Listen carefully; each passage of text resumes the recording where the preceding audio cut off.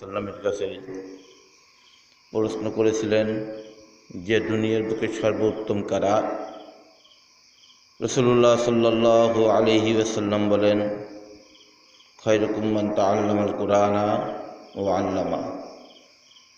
দুনিয়ার বুকে যারা কোরআনকে শিক্ষা দেয়, অর্থাৎ ইলমুদ্দিনকে যে ব্যক্তি শিক্ষা দেয় এবং যারা শিক্ষা করে, এরাই হচ্ছে দুনিয়ার বুকে সর্বোত্তম।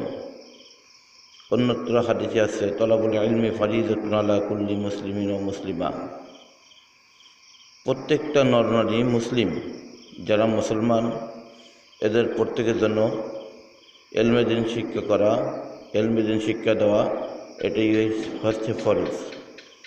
যারা ইলম জানে, যারা নামাজের কায়দা কৌশল কুল্লিয়া সব কিছুই জানে, তারা কখনো নামাজকে কাজা করিতে পারে না, নামাজ বাদ দিতে পারে না।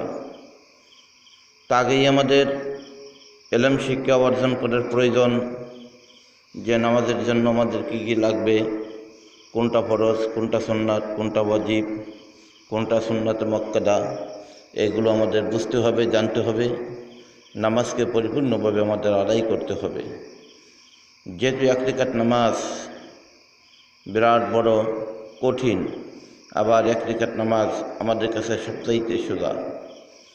যেমনটি নামাজের কথা বলা হয়েছে, আল মিফতাহুল আসসালাত মিফতাহুল জান্নাহ, নামাজ হবে বেহেশতের চাবি।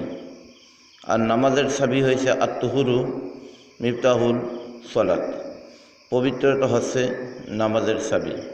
এই জন্য উভয় পক্ষে আমাদের পবিত্রতার প্রয়োজন, নামাজের প্রয়োজন। আমরা সকলে যেন নামাজের সমস্ত মাসলা মাসাইলগুলো জেনে শিক্ষা করে নামাজ আদায় করতে পারি। আল্লাহ তৌফিক দান করুন, আমিন।